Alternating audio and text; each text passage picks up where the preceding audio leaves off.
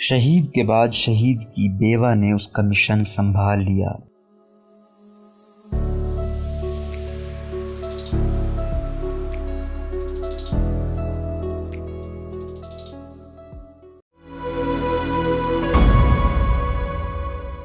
شادی کے صرف 2 ماہ بعد بیوہ ہو جانے والی ایک بہادر لڑکی۔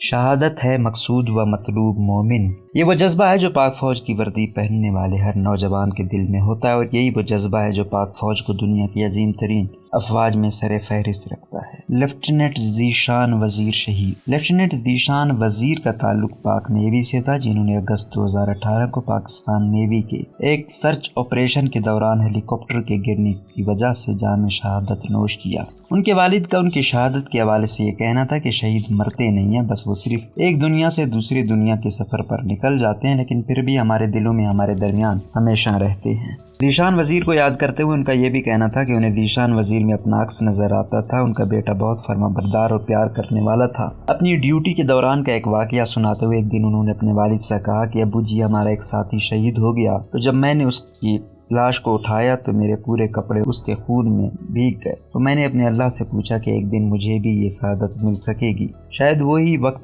قبولیت کا تھا جو رب نے ان کی سن لی۔ ذیشان وزیر کے حوالے سے ان کی ماں کا کہنا تھا کہ شہادت سے صرف 2 ماہ قبل ہی ان کے بیٹے کی شادی ہوئی تھی۔ ان کی نظروں میں تو اب بھی ان کے بیٹے کی دلہا بنی ہوئی شکل ہی ہے۔ شادی کے بعد وہ میرے پاس زیادہ وقت نہ گزار سکا، مگر وہ اب بھی مجھے بہت یاد آتا ہے۔ شادی کو صرف 2 مہینے گزرے تھے۔ عطیہ ذیشان، جو کہ ذیشان وزیر شہید کی بیوہ ہیں، ان کا کہنا تھا کہ جون میں ان کی شادی ہوئی اور شادی کے پورے 2 مہینے بعد ان کو ذیشان وزیر کی شہادت کی اطلاع ملی۔ شہادت والے دن ہیلی کاپٹر پرواز پر جانے سے قبل انہوں نے اپنی بیوی کو فون کیا اور اس کو بتایا کہ 4 بجے وہ جائیں گے اور 7 بجے آ جائیں گے، مگر جانے سے قبل انہوں نے اپنی بیوی کو ایک عجیب بات کی۔ انہوں نے کہا کہ خوش ہو جاؤ، آج کے بعد تمہیں بہت پروٹوکول ملنے والا ہے۔ عطیہ ذیشان کا کہنا تھا کہ جب بھی ان کو شہید کی بیوہ کے طور پر ان کو پروٹوکول دیا جاتا ہے، ان کو ذیشان وزیر شہید کا یہ جملہ بہت یاد آتا ہے۔ عطیہ ذیشان نے جب شوہر کی شہادت کی خبر سنی تو ان کے لیے وہ وقت بہت دشوار تھا، مگر اس وقت ان کے ساتھیوں اور خصوصاً ان کے ساس سسر نے ان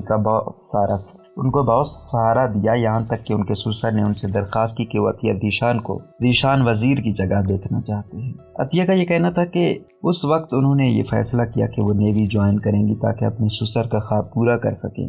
اس کے بعد انہوں نے بہت محنت کی اور اب وہ سب لیفٹیننٹ عطیہ ذیشان ہیں۔ ان کو یہ محسوس ہوتا ہے کہ اس جاب میں آنے سے وہ اپنے شوہر کے ادھورے کام پورے کر سکیں گی اور ان کے نام کو ہمیشہ زندہ رکھ سکیں گی۔ جب تک یہ جذبہ زندہ ہے، ہماری قوم کو کوئی شکست نہیں دے سکتا۔ روزنامہ قدرت کی ویڈیو دیکھنے کے لیے ابھی YouTube چینل پر سبسکرائب کریں اور بیل آئیکن پر بھی کلک کریں۔